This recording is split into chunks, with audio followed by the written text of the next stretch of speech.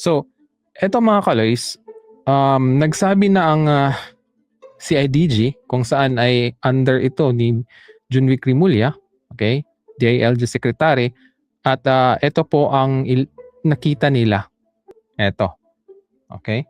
May inconsistency sa testimonya. Yan ang sinabi ni DILG Secretary John Vic Remulla matapos humarap si resigned Ateneo Head Coach Tab Baldwin at iba pang coaching staff sa Criminal Investigation and Detection Group kanina. Dahil dito, aabutin pa ang investigasyon ng karagdagang 1 linggo bago sila magbigay ng pinal na ulat kaugnay sa pagkalunod ng 2 student athletes na sina Rene Baterbonia at Divine Adili. Alamin ang iba pang detalye sa report ni Jet Hilary.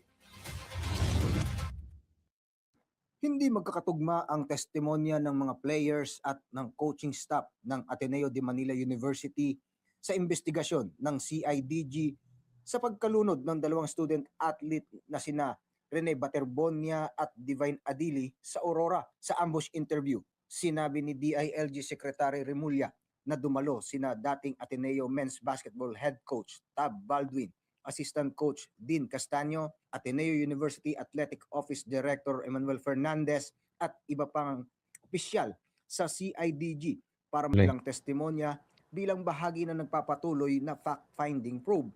Wala sila. But we're still researching kung may CCTV, may footage sila of the event itself. So far, wala pang lumalabas. Ayon kay Remulla, magkaiba kasi ng lokasyon ang mga player at ang coaches.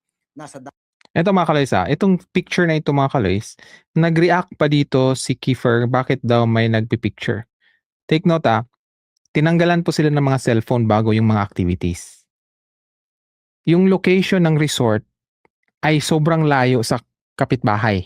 Di ba? Pinakita ko sa inyo yung mapa using Google Map. Di ba? Dun last week yung analysis natin. Sobrang layo. So, how come na parang gusto nilang sikreto yung kanilang training? Takot ba sila na makita ng Lasal na, oy, ganun pala ang training nila, or may tinatago sila? Okay? Kasi yung may nagpicture daw, nag-react si Kiefer dun sa interview. Yung iba nagpipicture. Ano ba? Takot ba sila malaman kung anong nangyari? 'Di ba? Tapos yun na nga, mayroon palang drone. Pero bakit ang tagal pinakita yung right?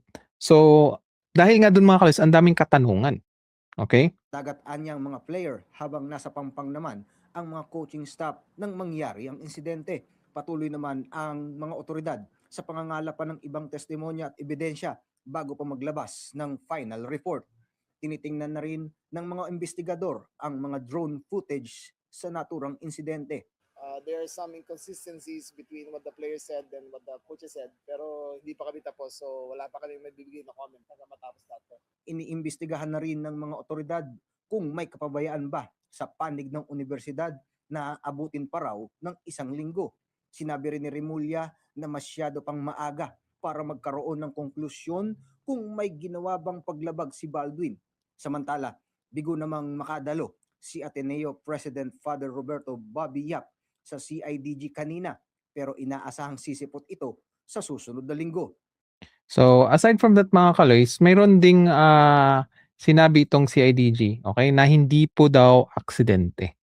So, anong nangyari? Kung hindi aksidente, bakit sasabihin ng lawyer ng Ateneo, ano yun, aksidente? So, di ba? Damage control ba yung ginagawa ng lawyer ng Ateneo? Di ba? Right now, ma'am? No, it's not.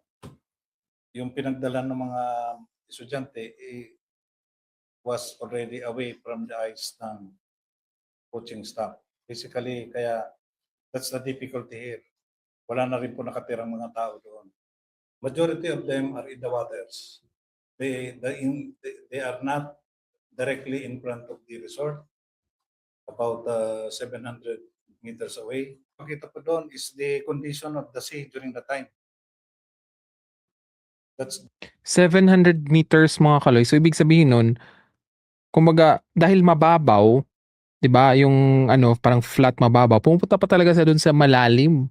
Okay? Para aabot daw ng bewang o binti. Diba? So, dahil 20 sila nakahilera papunta sa malalim, kawawa naman yung nasa dulo. At you have to take note, diba, yung kwento ni ni Sam Reyes, nakatabi niya si Rene, ay pang-apat po dun sa pinakahuli. Okay, yung pinakamalalim, pang-apat si Rene. Okay? Si Divine nasa gitna kasi hindi daw marunong lumangoy. Okay, yun yung kwento nila. That's one. You won't send somebody doon on that condition. Why? Kailangan pang doon sa water if they need to undergo training. Kasi uneven po ang ang shoreline.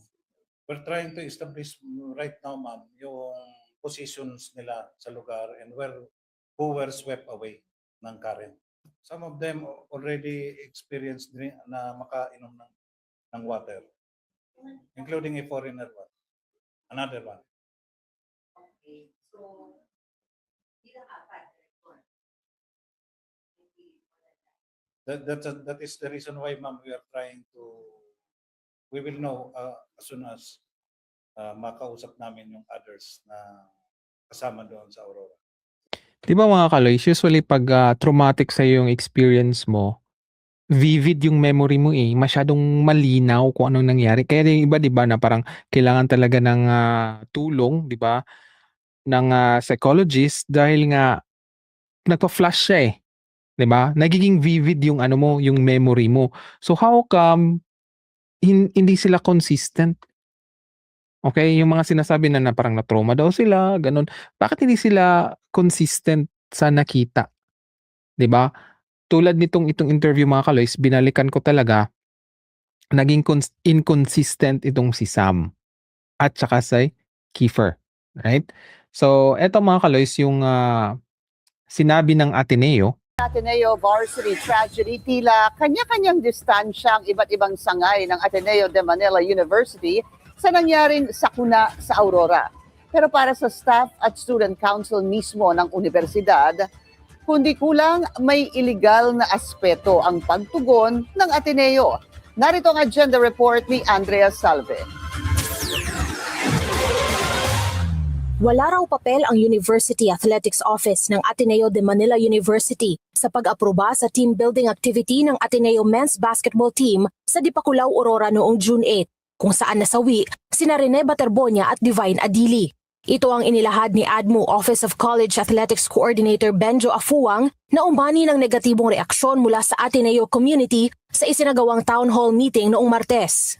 What was the role of the university athletics in approving the team building? The answer is none. The answer there is university athletics. So, sabi mga kaloys, hindi daw in-approve yung team building nila dun sa ano. We have to take note mga kaloys, di ba?